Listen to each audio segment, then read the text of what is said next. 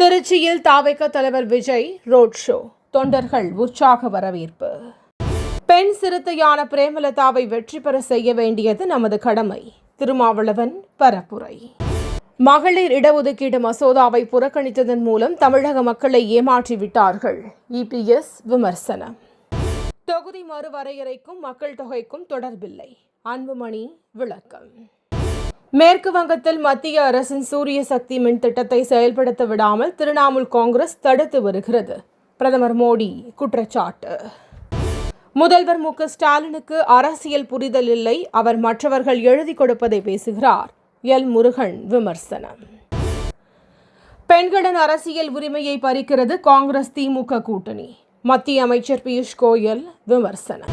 விருதுநகர் அருகே பட்டாசு ஆலையில் ஏற்பட்ட வெடி விபத்து, உயிரிழந்தவர்களின் எண்ணிக்கை 20ஐ தாண்டியது. மோடி பெண்களுக்கு எதிரானவர். மல்லிகார்ஜுன கார்கே விமர்சனம். மகளிருக்கான 33% இடஒதுக்கீடு மசோதா மீண்டும் நிறைவேற்றப்படும். அமைச்சர் ராஜ்நாத் சிங் நம்பிக்கை. அட்சய திருதியை ஒட்டி அயோத்தி ராமர் கோவிலில் சிறப்பு வழிபாடு, ஆயிரக்கணக்கான பக்தர்கள் பங்கேற்பு. 2027 G20 செயற்கைக்கோள் ஏவப்படும். இஸ்ரோ தலைவர் நாராயணன் அறிவிப்பு. அதிமுக தலைமையிலான தேசிய ஜனநாயக கூட்டணி ஆட்சி அமையும் போது திமுகவின் லஞ்சம் ஊழல் ஒழிக்கப்படும். அமைச்சர் அமித்ஷா உறுதி. நாடு முழுவதும் கடும் வெப்ப அலை வீசும். வானிலை மையம் எச்சரிக்கை. இன்றைய IPL போட்டி, குஜராத் மும்பை அணிகள் மோதல்.